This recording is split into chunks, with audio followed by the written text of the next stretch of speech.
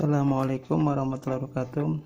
Pada pertemuan kali ini kita mau langsung praktik akuntansi. Sebelumnya mari kita memulai dengan membaca basmalah dan doa. Bismillahirrahmanirrahim. Nah, karena kita belum bisa praktik langsung, kita mencoba bagaimana praktek lewat daring ya. Kalau bisa langsung dengan Google Meet, tapi Google Meet ini juga ada kelemahannya karena tidak semua siswa bisa ikut atau bergabung. Tapi kalau dengan video ini kalian bisa dilihat pada saat KBM atau malam hari atau diulang-ulang juga bisa. Makanya coba lewat video ini ya. Jadi pertama-tama kita ini kan membantu sebagai akunting di perusahaan UD Subur ya. Ya, di sini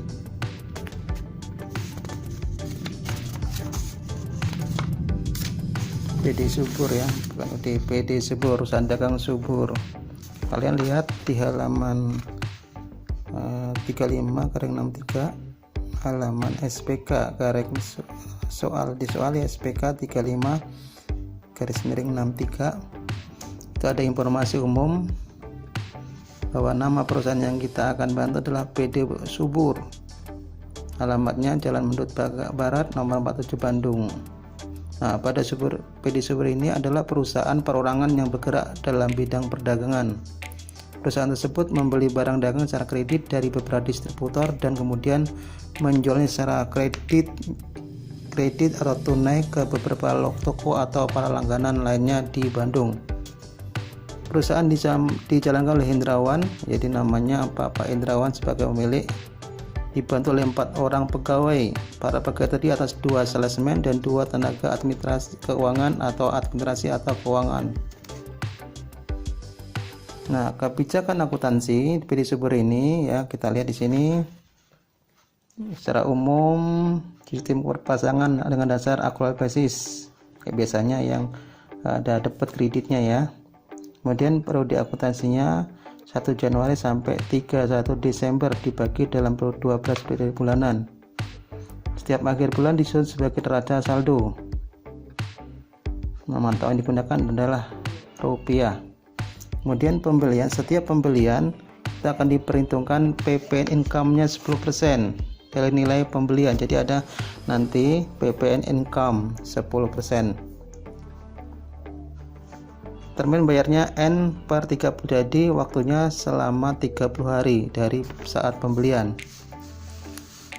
Kemudian dalam pengeluaran kas ya, pengeluaran di atas 1 juta dibayar dengan cek dan didukung oleh dengan bukti pengeluaran kas. Berarti nanti pengeluaran di atas 1 juta masuk ke dalam jurnal pengeluaran kas, sedangkan pengeluaran di bawah 1 juta itu masuk kas kecil dan menggunakan sistem dan tetap, tidak tetap atau sistem fluktuasi, jadi nanti berubah-ubah ya. Kemudian penjualan akan diperhitungkan PPN outcome 10%. Kalau yang pembelian PPN income, kalau penjualan PPN outcome, pajak penjualan atau pajak pertambahan nilai ya, outcome 10%. Sama pembayarannya selama 30 hari ya, N/30 hari. Kemudian dalam penerimaan kas ya, karena kita menggunakan metode fisik ya, jadi fisik ya, nanti tidak ada kartu persediaan ya, penerimaan kasnya juga biasa ya. Kemudian penilaian persediaan tidak ada, jadi menggunakan metode fisik atau periodik ya. Nah, metode yang digunakan adalah menggunakan harga pokok atau VIVO. Kemudian penyusutannya depresi tetap diperhitungkan dengan metode garis lurus ya, ingat garis lurus untuk kalian dipelajari di kelas 11 oleh Pak Sudari. Nah, perhitungan dan penyataan beban penyusutan dilakukan pada setiap bulan.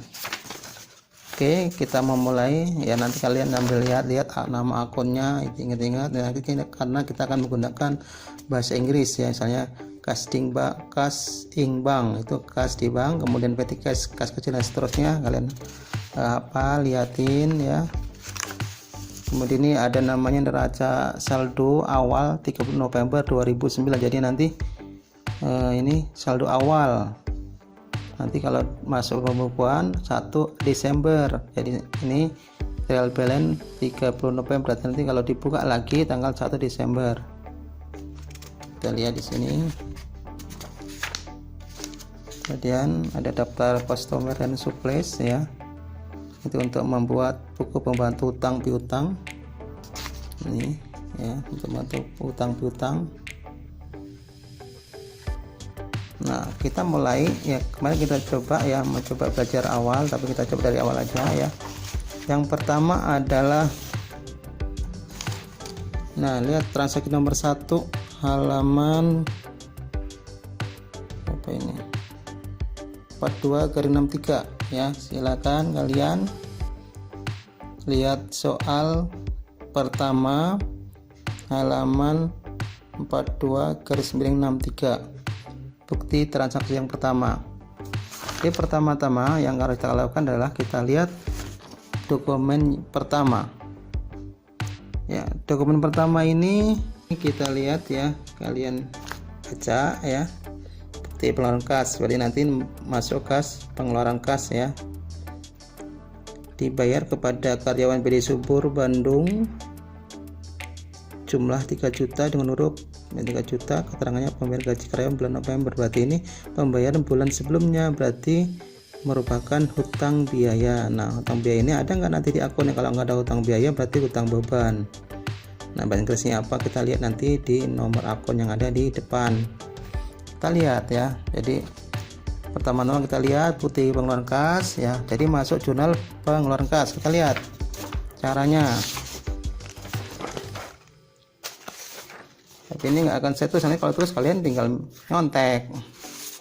Jadi pertama yang sekali kita lakukan adalah, yang pertama adalah bukti pengeluaran kas. Kita lihat di sini ya, sama ambil lembar jawaban di bagian jurnal pengeluaran kas. Kita lihat soal di situ ya, soal di atas. Yang pertama kita lihat pengeluaran kas ya, di pengeluaran kas ya. Nah, ini di pilih jurnal pengeluaran kas di sini.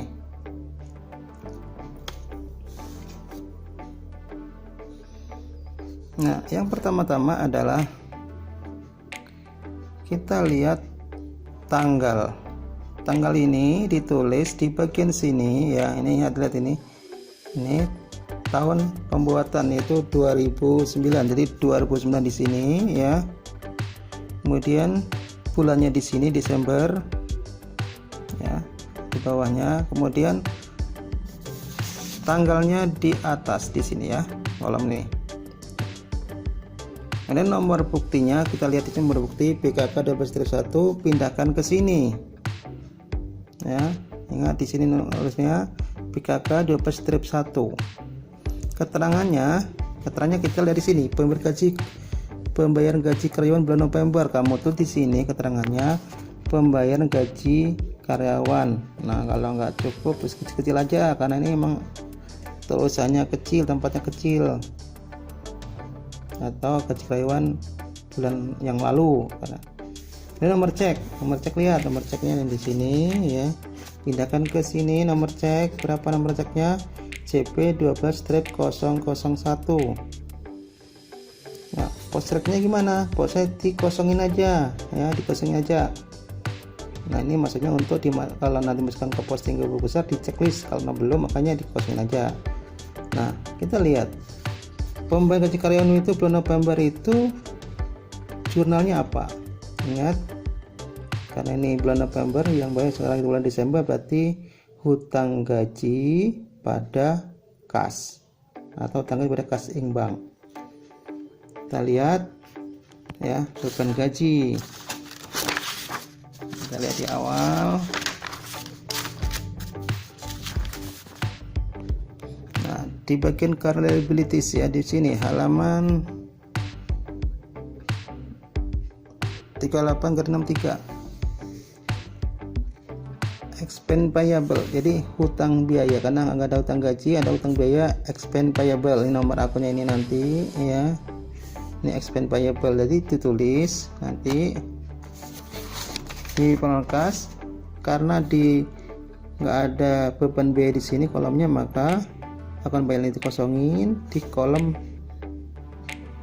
dikosongin di kolom serba-serbi, ditulis apa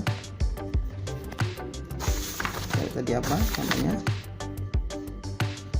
expense payable, tulis expense payable sini, expense payable, ingat expense payable di sini, expense payable di sini, expense payable. Ingat nomor akunnya berapa, kita lihat tadi yang sana ditulis kalau di pusat pasar terlebih ya, 2 strip 1200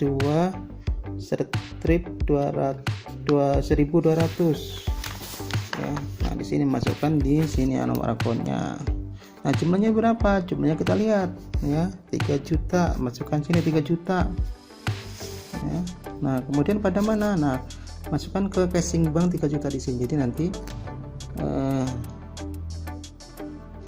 cash diskonnya kosong, equal ke kosong ya. Nah ini maksudnya nanti saya ingat lagi di tanggal ini, tanggal kelulusannya tahun 2009 ya. Kemudian di sini Desember tanggal 1, nomor urutnya kita lihat di atas. Kemudian keterangannya adalah pembayaran gaji, nomor cek ya, nomor cek ada, kemudian post rep, akun payable-nya dikosongin, strip, nama akunnya adalah apa, expense payable, nomor akunnya kita lihat di sana, jumlahnya berapa pada casing bank.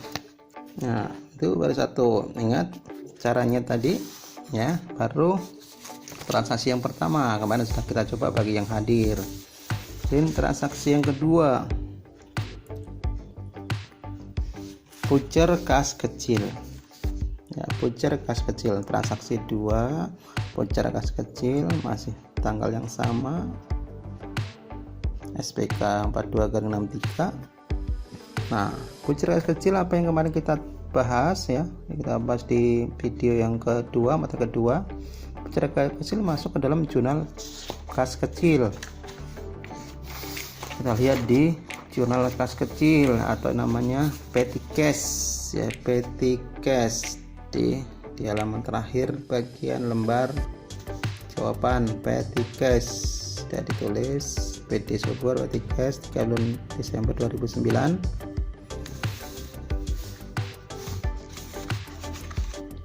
Dibayarkan kepada percetakan Olimpia CP Supratman 2121 Bandung untuk pembuatan brosur perusahaan untuk keperluan iklan. Nah, apa ini kira-kira ini? Apa kira-kira kalau perusahaan itu membuat keperluan iklan, berarti apa kira-kira? Beban iklan pada kas, ya kan? Jurnalnya. Nah, karena nilainya di bawah 1 juta, maka masuk ke dalam kas kecil, masuk dalam kas kecil. Nah kita gimana caranya masukinnya? Nah sama kayak tadi ya. Yang pertama tanggalnya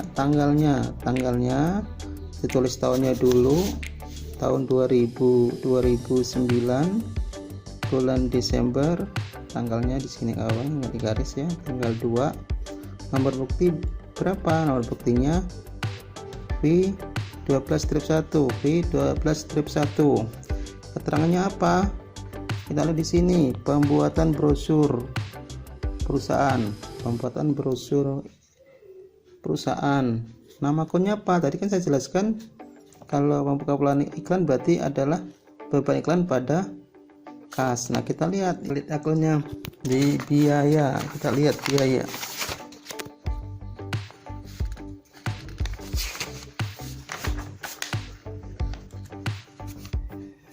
Paling atas operating expense ya, di halaman 39/63 advertising expense. Nah, berarti biaya beban iklan kita masukkan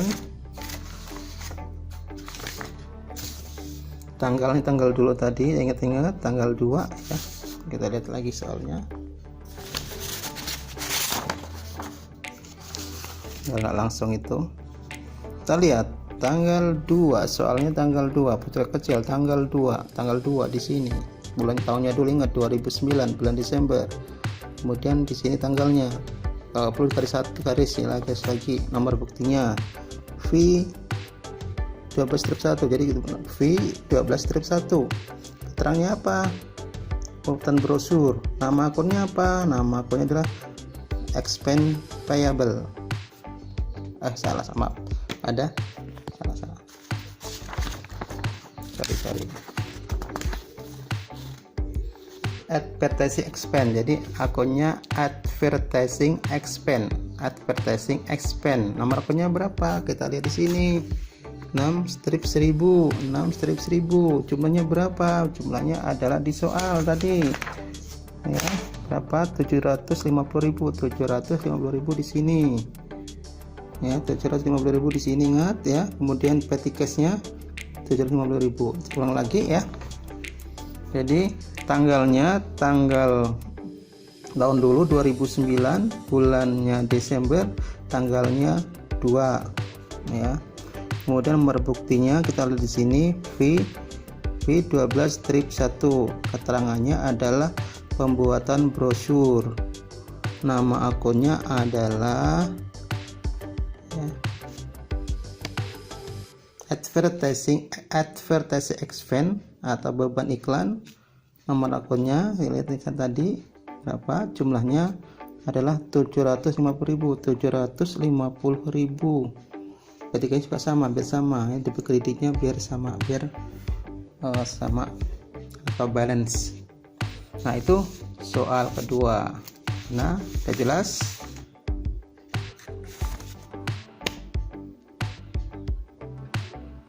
Kemudian berikutnya adalah soal ketiga. Apa ya soal ketiga ya? Di halaman 43-63. Bukti penerimaan kas. Nah, penerimaan kas berarti masuk ke dalam jurnal penerimaan kas. Yang paling depan, jurnal penerimaan kas ini pakai nanti paling depan ya di gambar jawaban. Nah, tanggalnya tanggal berapa? Tanggalnya kita lihat tanggal 3, masukkan ke di sini, tahunnya dulu 2009 ya, bulan Desember tanggal 3 ya. Nomor buktinya berapa? Nomor buktinya kita lihat PKM 12-1, terus 12 PKM 12-1 di sini. Keterangannya apa? Nah, ini jangan terus pelunasan faktur ya. Ini kalau seperti ini kan penerimaan kasih adalah penerimaan piutang dari Kuskom Komputer ya, tertanggal 25 November 2009, berarti bulan yang lalu 25 November ya. Ini enggak ada diskonnya ya dalam soal ini ya, jadi N/30, makanya nanti enggak ada diskon ya. Kalau utangnya 34.100.000 ya kembali segitu juga. Nah, berarti ini piutang tadi, sekarang kembali namanya kas pada apa? Piutang ya, berarti penerimaan kas, penerimaan piutang. Nah, mustang ya. Nah, kita tengok di sini ya, tanggalnya di sini ya, tahun 2009. Kemudian bulannya di sini ya, kemudian tanggalnya di sini tanggal 3. Berikutnya kita lihat apa ini? PKM 12-1 ya, PKM 12-1. Keterangannya. Nah, gimana? Nama perusahaan orang lain. Nah, perusahaan orang lain ini. Kuskom Komputer, masukkan di sini. Kuskom, masukkan di sini ya. Kuskom Komputer Bandung. Ya, passwordnya kosongin aja. Tadi kan pelunasan piutang, berarti kas pada piutang dagang, bahasa Inggrisnya casing bank pada akun receivable. Nah, jadi ditulis di sini cashnya 34.100.000, kemudian pada akun payable 34 juta, akun payable 34 juta nih 30 juta 100, yang lain di strip ya. Kemudian kita ulang lagi ya. Jadi dari soal yang 3 Desember tadi ya, tanggalnya tahun 2009, bulannya Desember, tanggal 3, nomor buktinya PKM 12-1, keterangannya adalah nama perusahaan lain Guscom Komputer. Guscom Komputer sini pos repnya kosongin, casing banknya 34.100.000. Kemudian pada akun di sini ya, tik sini 30.100, yang lain di strip. Jadi kalau tidak ada transaksi dikosongin atau di strip biar nggak ditulis oleh orang lain. Oke, gimana? Udah ngerti? Oke, kita lanjut. Artinya masih ada ya. Kemudian yang kedua voucher kas, karena tadi udah ada voucher yang pertama, tapi dokumen yang keempat halaman 43-63, voucher kas kecil kantor PLN PT Telkom, rekening listrik bulan November dan rekening telepon bulan November 400 sampai 500, kalau dijumlahkan 900. Jadi karena di sini disebutkan bulan November ya, berarti ini sama aja hutang biaya ya, hampir sampai tadi ya, hutang biaya ya. Nah, karena ini bukan beban listrik dan telepon tapi hutang biaya, maka dijadikan satu karena sama-sama hutang. Di 400 sampai 500 jumlahnya 900. Nah, kita masukkan ke dalam jurnal kas kecil ya. Nah, tadi udah pertama, itu yang kedua ini ya. Jadi kalau mau tahu tapi jangan dicontek ini. Tadi kan ini, yang tadi pertama ini ya. Nah, kita menginjak yang kedua. Yang kedua adalah ya, di bawah yang tadi.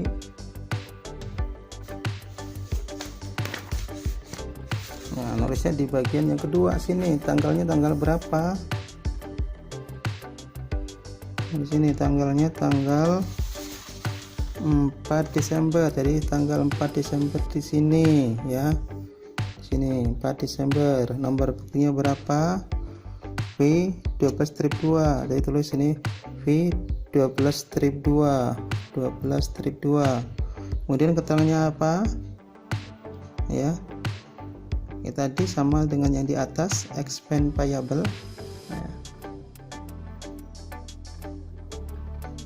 Yang atas yang tadi pengeluaran kas ya, expense payable di sini. Kalau keterangannya adalah,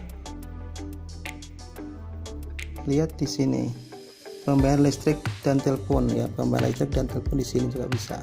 Nah, di sini terus expense payable. Sini expense payable, nomor akunnya berapa? Nah, expense payable yang kita lihat ya. Di depan jumlahnya berapa? Jumlahnya 900, cuma 900 di sini juga iya.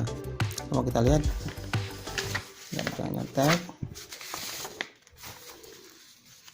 ini kosong tulisannya. Nah, V12-2 analisa tulis pembayaran listrik dan telepon ini kosong. Nah, expense payable ya, nomor akunnya 2/1300, jumlahnya 900, ketiga 900. Nah, kalau ingin tahu yang tadi, yang soal di pengeluaran sama di ini, yang pertama tadi pengeluaran kas ya, soal pertama tadi, nah, udah ditulis benar. Sini harusnya di checklist, bukan checklist, di strip ya, 3 juta. Nah, itu pengeluaran kas. Kemudian di penerimaan kas, jadi ya, tanggal 3 IKM Diskom komputer 34 juta akun payable ya, kesimbang pada akun payable. Nah ini yang tadi ya, jelas. Kemudian berikutnya adalah transaksi yang berikutnya adalah yang kelima, ada kata faktur. Nah ingat yang kita pelajari kemarin, faktur ya, faktur di sini ada kata kopi, kemudian perusahaan kita sendiri, berarti ciri apa? Ciri adalah faktur penjualan. Nah kalau kayak gini berarti masuk jurnal penjualan.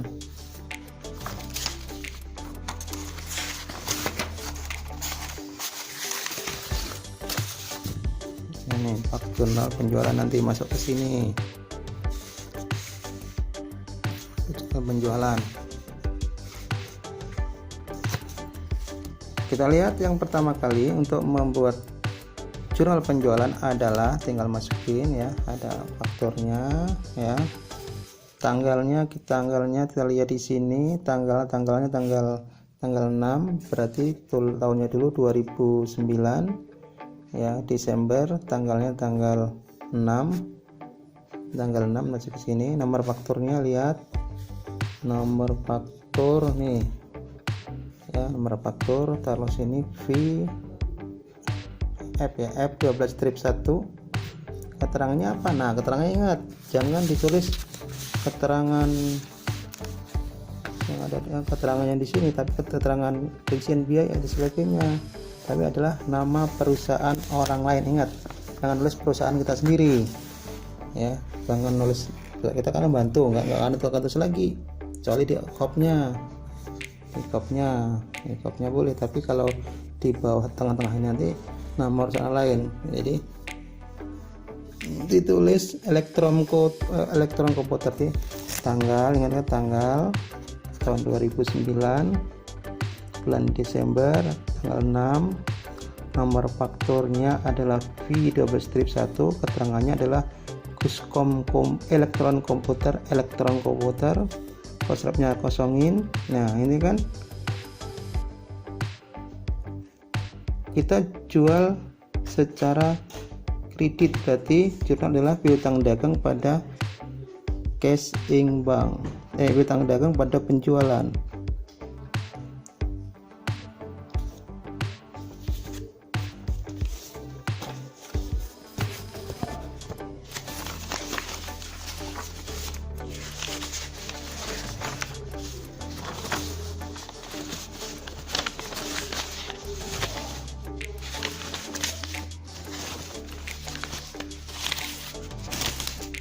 Kita lagi ambil kertas.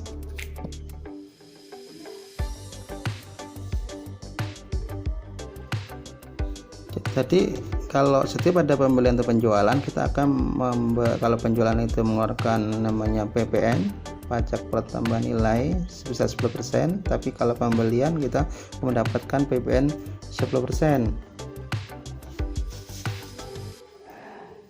Tanggalnya ditulis tadi udah, keterangannya elektron komputer, kostrapnya kosongin, akun payable-nya senilai berapa jumlahnya ya, 245.300, di sini nanti 245.300. Nah kemudian salesnya dilihat dari total jumlah atau harga, ini diambil dari sini jumlahnya, masukin ke sini sales 22,3 juta. Nah ingat ada namanya VPN outcome ya, VPN keluar, senilai berapa? 10%. Udah ada di sini, tinggal ngambil 10% ini 10% nya berarti 22.300.000 ya. Kita akan lihat di sini hasilnya.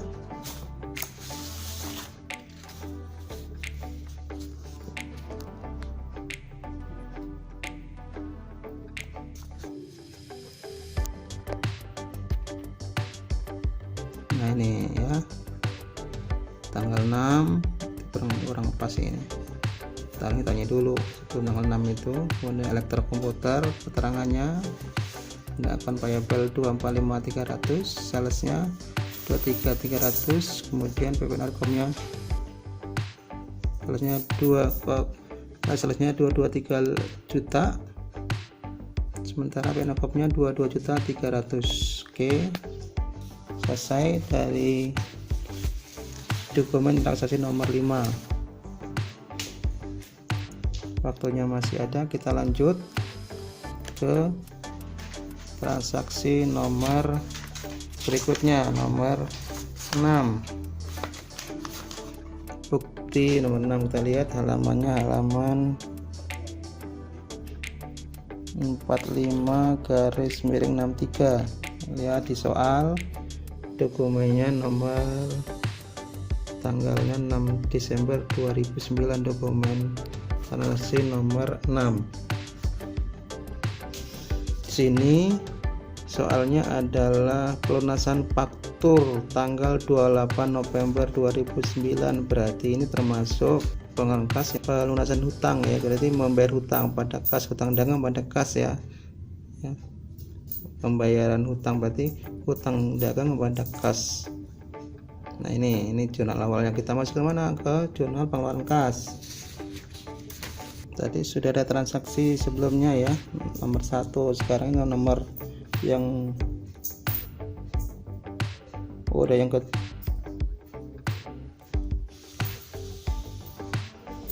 kedua ya. Tadi transaksi yang pertama tadi bayaran gaji bulan November, sekarang transaksi kedua adalah yang kedua adalah pembayaran hutang PT Samudra. Nah PT Samudra, nah nanti kita masukkan ini di nomor 2 ya, tanggalnya di sini, nomor sini, di sini lihat di sini tanggalnya tanggal 6 ya, tanggal 6.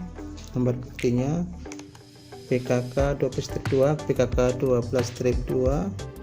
Sini keterangannya adalah nama perusahaan orang lain, jangan perusahaan kita sendiri.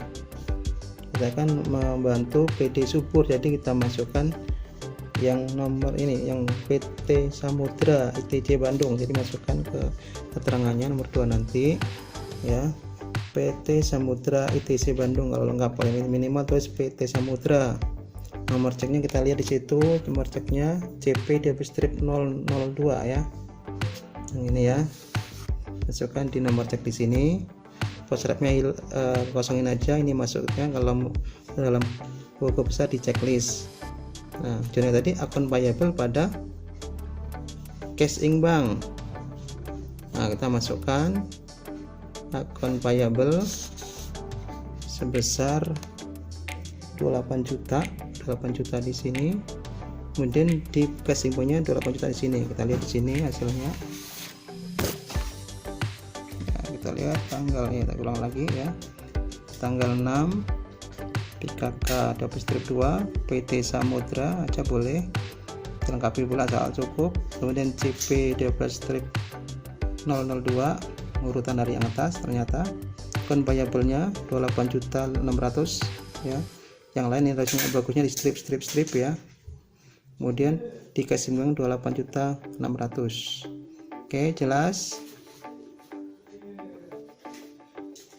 Satu lagi, kebanyakan gak pening kalian ya. Satu lagi,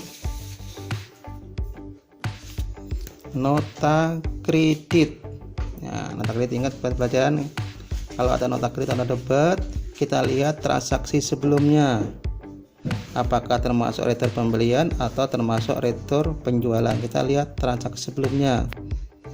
Nota kredit transaksi sebelumnya tanggal berapa? Tanggal 6 Desember.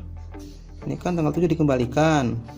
Tanggal 6 Desember apa kita lihat tadi? 6 Desember. Nah, 6 Desember ini kan faktur kopi, berarti kan penjualan kredit. Jadi kalau disebut penjualan kredit kan tadi kan piutang dagang pada penjualan, berarti nanti kalau dikembalikan menjadi retur penjualan pada piutang dagang. Masuk mana? Masuk ke dalam jurnal umum. Jadi semua transaksi yang tidak dalam jurnal khusus masuk dalam jurnal umum, termasuk retur penjualan. Nah ini kita lihat Ini namanya jurnal umum, udah tahu kan, udah diajarin oleh Pak Sudari. Nah, kita masukkan tanggalnya dulu. Tanggalnya lihat sama caranya. 2009 di sini nulisnya, bulannya di sini Desember, tanggalnya sini, tanggal berapa? Tanggal 7. Tanggal 7. Nomor putihnya berapa? Nomor putihnya NK 12/1, artinya nomor nota kredit 12/1. NK di sini nulisnya NK 12/1. Apa keterangannya? Di ini masukkan dalam jurnal. Jurnalnya adalah apa tadi? Nah, ini setiap ada pengembalian penjualan atau pembelian itu akan kita masukkan PPN outcome yang di debit. Kalau tadi di kredit, PPN outcome-nya di debit ya. Jadi awalnya kalau kita ajarkan saldo penjualan pada piutang dagangannya, tambahnya aja PPN outcome ya, lihat di sini. Jadi nanti jurnal yang pertama adalah sales retur, bahasa Inggrisnya adalah sales retur atau retur penjualan sales retur. Sales retur di sini senilai berapa? Senilai 52 juta total harga ya, 52 juta di debit. Di bawahnya ya PPN outcome, di bawah PPN outcome di sini senilai berapa? Senilai 5.200.000 ya, 5.200.000 di sini di debit ya, di debit ya. Kemudian pada apa? Pada